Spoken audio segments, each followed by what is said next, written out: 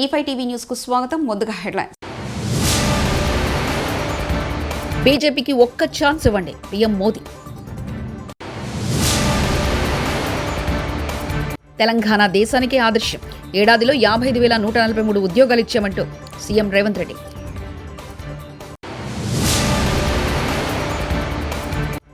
CM Revanth Reddy పచ్చి అబద్ధాలు మాట్లాడుతున్నారు. కేటీఆర్ ధ్వజం.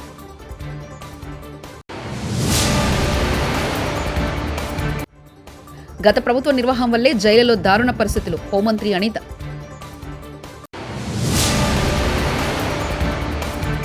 ఉత్తరాంధ్రకు జగన్ చేసిందేమీ లేదు. మంత్రి నారా లోకేష్. ఉజ్వల భవిష్యత్తు కోసం బీజేపీకి ఒక అవకాశం ఇవ్వాలని ఢిల్లీ ప్రజలను ప్రధానమంత్రి నరేంద్ర మోదీ కోరారు. దేశ రాజధానిని అభివృద్ధి చేయగలిగే పార్టీ ఒకే ఒక బీజేపీదని అన్నారు. రోహిణిలో ఆదివారం నాడు జరిగిన బీజేపీ పరివర్తన యాత్ర ఆయన మాట్లాడుతూ, మనం 2025 సంవత్సరంలో ఉన్నామని, 21వ శతాబ్దంలో 25 ఏళ్లు గడిచిపోయాయని, శతాబ్దంలో పావు సంవత్సరం ముగిసిపోయిందన్నారు. 25 ఏళ్లలో 2-3 తరాల యువతరం ఢిల్లీలో ఎదిగిందని, రాబోయే 25 ఏళ్లు భారతదేశ భవిష్యత్తుకు, ఢిల్లీ భవిష్యత్తుకు చాలా కీలకమని చెప్పారు. ఈ 25 ఏళ్లలో దేశం వికసిత్ భారత్గా రూపొందుతుందని అన్నారు. जन लोकपाल के मुद्दे पर ప్రధాని మోదీ నమో భారత్ రైల్లో ప్రయాణించారు. గజియాబాద్లోని సాహిబాబాద్ నుంచి ఢిల్లీలోని న్యూ అశోక్ నగర్ వరకు ఆదివారం ఆయన ప్రయాణించారు. సాహిదాబాద్ నుంచి న్యూ అశోక్ నగర్ వరకు మార్గంలో 13 కిలోమీటర్ల అదనంగా ఏర్పాటు చేసిన నమో భారత్ కారిడార్ను ప్రధాని మోదీ ప్రారంభించారు. అనంతరం ఆయన రైల్లో ప్రయాణించారు. ఇదే రోజు సాయంత్రం 5 గంటల నుంచి ఈ రైలు మార్గం ప్రయాణికుల్ని అందుబాటులో ఉండనుందని అధికారులు తెలిపారు.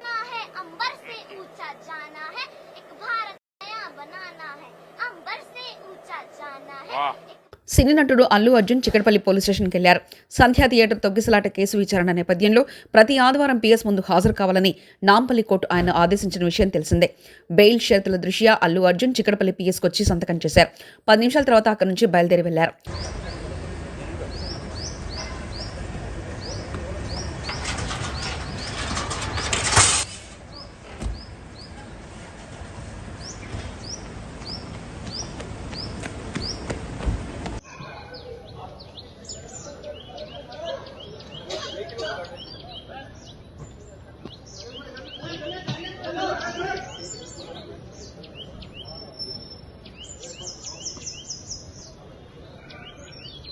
విశాఖ సెంట్రల్ జైల్లో సెల్ ఫోన్లు దొరకడంపై విచారణ జరుగుతుందని హోంమంత్రి అనిత అన్నారు.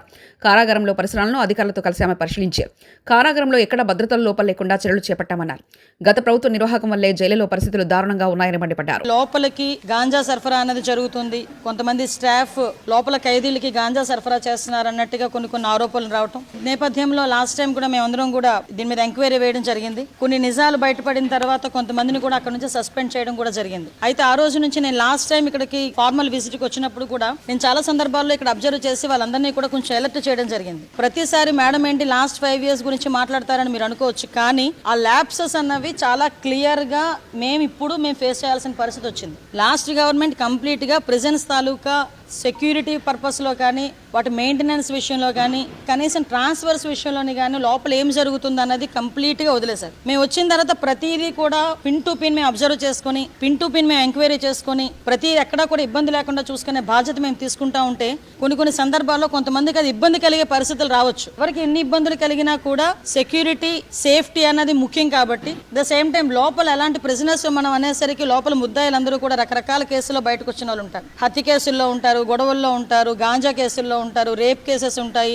కొంతమంది లైఫ్ పడిన వాళ్ళు ఉంటారు. అంటే ఓవరాల్ గా ప్రిజన్ అనేది చాలా కేర్ గా చూసుకోవాల్సిన పరిస్థితి ఉన్నది. అటువంటి సిచ్యువేషన్స్ లో మేము నిజంగా చాలా షాకింగ్ న్యూసెస్ ఏంటంటే సెల్ ఫోన్లు బయటపడినాయి. అంటే సెల్ ఫోన్లు కూడా వాళ్ళు యూజ్ చేసే పరిస్థితులు వచ్చినప్పుడు మేము కంపల్సరీగా ఎంక్వైరీ చేసుకోవాలి. ఎంక్వైరీలు ఎవరైనా తప్పు చేశారన్న సంగతి తెలిస్తే కనుక వాళ్ళని పనిష్మెంట్ ఇచ్చుకునే పరిస్థితి రావాలి. దీన్ని కూడా గవర్నమెంట్ ఇక్కడ ఉన్న ఎంప్లాయీస్ అందరూ కూడా దీన్ని కూడా అర్థం చేసుకొని ఫర్దర్ గా కూడా వాళ్ళ వర్క్లు ప్రాపర్ వేలో వారు వర్క్ చేసుకునే పరిస్థితి రావాలి. ఎందుకని మేము చెప్తున్నామంటే ఇప్పుడు సెల్ ఫోన్స్ దొరికినాయి. ఆ సెల్ ఫోన్ నుంచి మేము ఆల్రెడీ ఎంక్వైరీ స్టార్ట్ చేసాం. సిడిఆర్ తీసుకుంటాం. ఐఎంఐ నెంబర్ నుంచి ఎక్కడి నుంచి ఏ సిమ్ ఇందులో యూజ్ చేశారు, ఏ నెంబర్ నుంచి వెళ్ళింది, ఏ నెంబర్ నుంచి లోకల్ నుంచి ఎన్ని కాల్స్ బయటకు వెళ్ళి ఎవరు అవతల వాళ్ళు మాట్లాడారు. సో ఇవన్నీ కూడా ఎంక్వైరీ చేసుకుంటూ లోపల నుంచి బయట ఎవరితో మాట్లాడారో వాళ్ళు కూడా రేపొద్దున్న కోర్టు ముందు హాజరయ్యే పరిస్థితి వస్తుంది. వాళ్ళు కూడా తప్పు చేసిన వాళ్ళ పరిస్థితి వస్తుంది. రౌడీ షీటర్స్ కూడా బయటికి వెళ్లి లోపలికి వచ్చేటప్పుడు గాంజా తీసుకుని వచ్చే పరిస్థితులు కూడా కనిపించాయి. అంటే అటువంటి సందర్భాల్లో కూడా కొంతమంది పోలీసులు కూడా ఇబ్బందులు పడి వాళ్ళు కూడా సస్పెండ్ చేసే పరిస్థితులు కనిపించినాయి. లోపల ఒక చిన్న ప్లాంట్ కూడా కనిపించింది, గాంజా ప్లాంట్ కూడా కనిపించింది. ఉత్తరాంధ్రకు జగన్ చేసింది ఏమీ లేదని మంత్రి నారా లోకేష్ విమర్శించారు.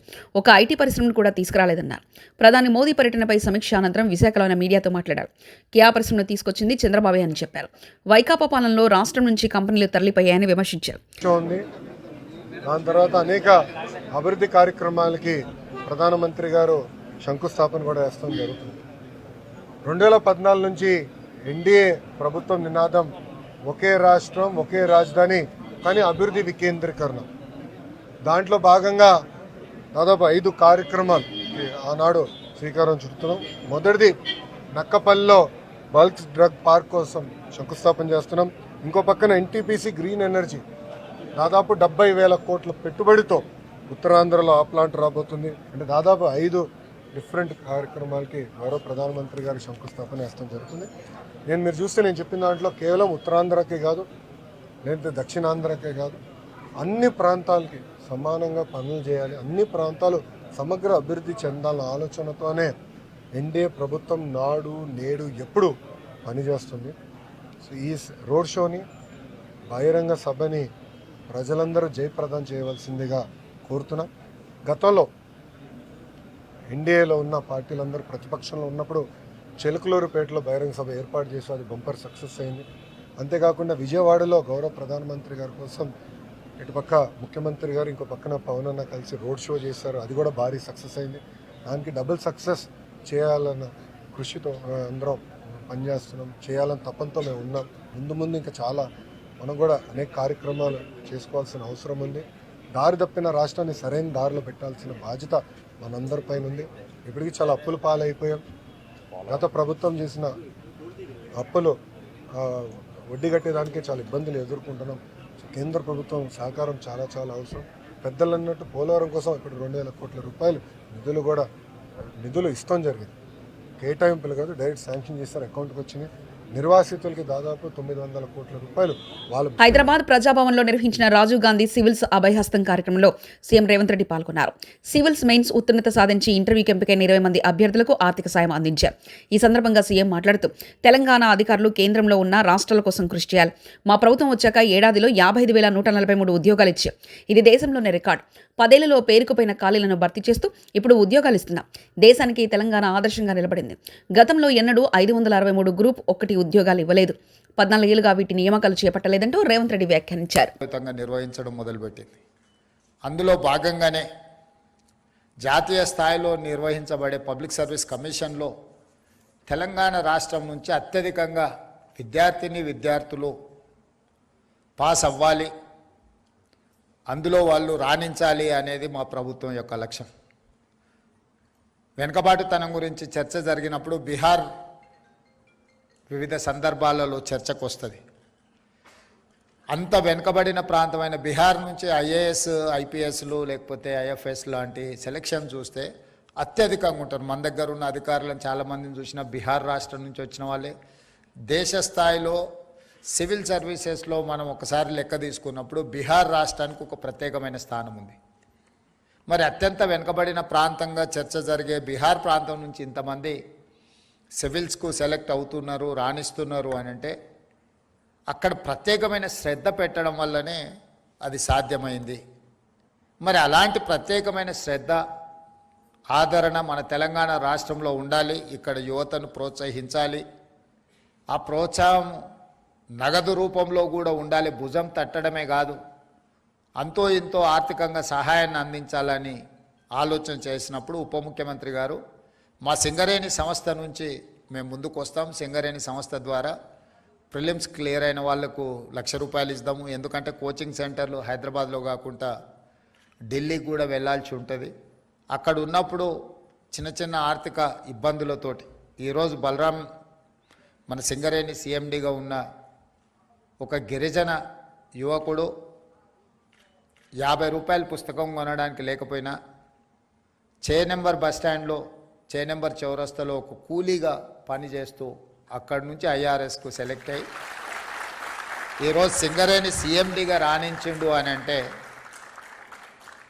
కష్టము, తెలంగాణలో ప్రభుత్వ ఉద్యోగ పరిస్థితి ఉమ్మడి రాష్ట్రంలోనే బాగుండే అనే నికృష్టపు మాట ముఖ్యమంత్రి నోట రావచ్చునా? ప్రభుత్వ ఉద్యోగులకు 73% జీతం పెంచినందుకు బాగుండలేకుండానా? లేకపోతే భారతదేశంలోనే హైయెస్ట్ పే స్కేల్ కేంద్ర ప్రభుత్వ ఉద్యోగుల కంటే ఎక్కువ జీతాలు ఇచ్చినందుకు బాగా లేకుండేనా? అత్యధికంగా పెన్షన్లు ఇచ్చినందుకు బాగా లేకుండేనా? ఇదే ప్రభుత్వ ఉద్యోగులు మన రాష్ట్రాన్ని అగ్రభాగాన నిలబెట్టినందుకు బాగా లేకుండేనా? రాష్ట్రాన్ని భారతదేశంలోనే తలసరి ఆదాయంలో నిలబెట్టింది ఇదే ప్రభుత్వ ఉద్యోగులు కాదా అంటూ కేటీఆర్ వ్యాఖ్యానించారు. రాష్ట్రాన్ని చిన్నగా చేస్తాడు. ప్రభుత్వ ఉద్యోగుల పరిస్థితి అట తెలంగాణలో బాగా లేకుండానట, ఉమ్మడి ఆంధ్రప్రదేశ్లో బాగుండేనట. ఎందుకు 73% జీతం పెంచినందుకు బాగా లేకుండేనా? లేకపోతే భారతదేశంలోనే హైయెస్ట్ పే స్కేల్ కేంద్ర ప్రభుత్వ ఉద్యోగుల కంటే కూడా అత్యధికంగా జీతాలు ఇచ్చినందుకు బాగా లేకుండేనా? అత్యధికంగా పెన్షన్లు ఇచ్చినందుకు బాగా లేకుండేనా? లేదా ఇదే ప్రభుత్వ ఉద్యోగులు మన రాష్ట్రాన్ని అగ్రభాగాన భారతదేశంలో నిలబెట్టినందుకు బాగా లేకుండేనా? ప్రపంచంలోనే అతిపెద్ద లిఫ్ట్ ఇరిగేషన్ ప్రాజెక్టు కట్టింది ఇదే ప్రభుత్వ ఉద్యోగులు కాదా? ఇదే ప్రభుత్వంలోని ఇరిగేషన్ డిపార్ట్మెంట్ కాదా? రాష్ట్రాన్ని భారతదేశంలోనే తలసరి ఆదాయంలో నిలబెట్టింది అగ్రభాగాన ఇదే ప్రభుత్వ ఉద్యోగులు, ఇదే ప్రజలు కాదా? రాష్ట్రాన్ని వ్యవసాయంలో ఇబ్బడి ముబ్బడిగా ఉత్పత్తులు వచ్చినాయంటే ఒకవైపు వ్యవసాయ శాఖ అధికారులు, తెలంగాణ రైతులు అందరూ కలిసి కష్టపడితేనే కదా ఫలితాలు వచ్చినాయి. మరి అట్లాంటిది తెలంగాణలో ప్రభుత్వ ఉద్యోగుల పరిస్థితి బాగాలేదు, ఉమ్మడి ఆంధ్రప్రదేశ్లోనే బాగుండే అనే నికృష్టపు మాట ముఖ్యమంత్రి నోట రావచ్చునా? ఇవన్నీ కాకుండా పచ్చి అబద్ధాలు చెప్పడమే వీళ్ళు. నల్గొండ జిల్లా కేంద్ర ఆసుపత్రిలో డిప్యుటేషన్లను రద్దు చేస్తున్నట్లు మంత్రి కోమటిరెడ్డి వెంకటరెడ్డి అన్నారు. ఆదివారం జిల్లా కేంద్ర ఆసుపత్రి కలెక్టర్ ఇలా త్రిపాఠితో కలిసి సందర్శించారు. ఆసుపత్రికి అత్యధిక మంది రోగులు వస్తారని, వారికి మెరుగైన సేవలు అందించాలన్నారు. ఇక్కడ పనిచేసే డాక్టర్లలో 60 మంది డిప్యుటేషన్లపై ఉన్నారని సంబంధితులతో మంత్రితో మాట్లాడి రద్దు చేస్తామని మంత్రి స్పష్టం చేశారు.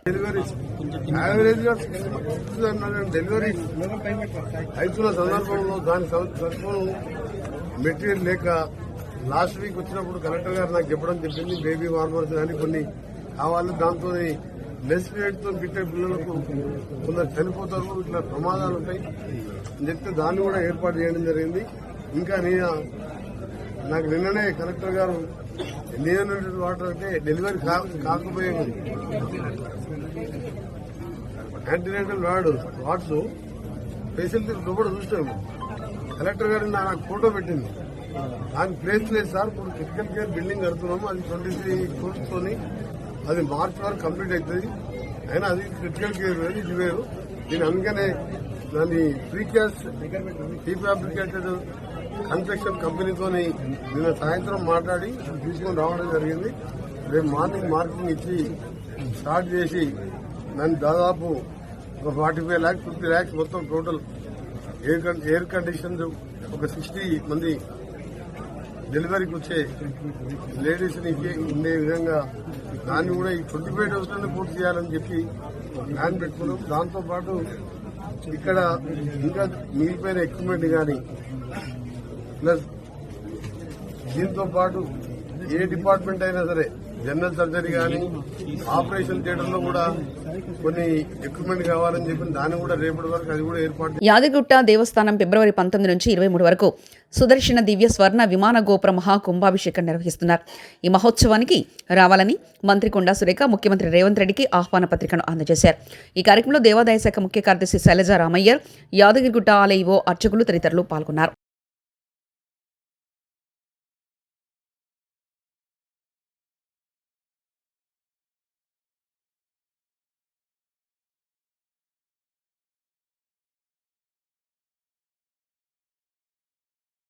చింతామోహన్ కేంద్ర మాజీ మంత్రి, కాంగ్రెస్ పార్టీ సీనియర్ నాయకులు ప్రెస్ కాన్ఫరెన్స్. ఎస్సీ వర్గీకరణ, ఇరిగేషన్ ప్రాజెక్టులు, ఈవీఎంలు, బ్యాంకు రుణాలపై మాట్లాడేందుకు వరకు మీ ముందుకు వచ్చాను. ఎస్సీ వర్గీకరణ ఒకప్పుడు ఎస్సీలు అంటరాని వారుగా ఉండేవారు. 5000 సంవత్సరాలు కష్టాలు నష్టాలు కన్నీళ్లతో అన్నీ చూశారు. విధుల్లోకి రానిచ్చేవారు కాదు, గుడుల్లోకి రానిచ్చేవారు కాదు, బడుల్లోకి రానిచ్చేవారు కాదు అని వ్యాఖ్యానించారు. 25% ఉన్న వాళ్ళకి 1% కూడా బ్యాంకులు అప్పు ఇవ్వటం లేదు. 1% కూడా లక్షల కోట్లలో 25% ఉన్నటువంటి ఎస్సీలు ఎస్టీలకు 1% కూడా బీజేపీకి ఒక్క ఛాన్స్ ఇవ్వండి, పీఎం మోదీ. తెలంగాణ దేశానికే ఆదర్శం. ఏడాదిలో 55,143 ఉద్యోగాలు ఇచ్చామంటూ సీఎం రేవంత్ రెడ్డి.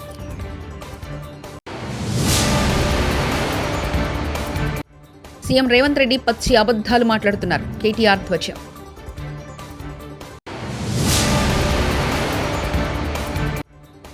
గత ప్రభుత్వ నిర్వాహం వల్లే జైలులో దారుణ పరిస్థితులు. హోంమంత్రి అనిత.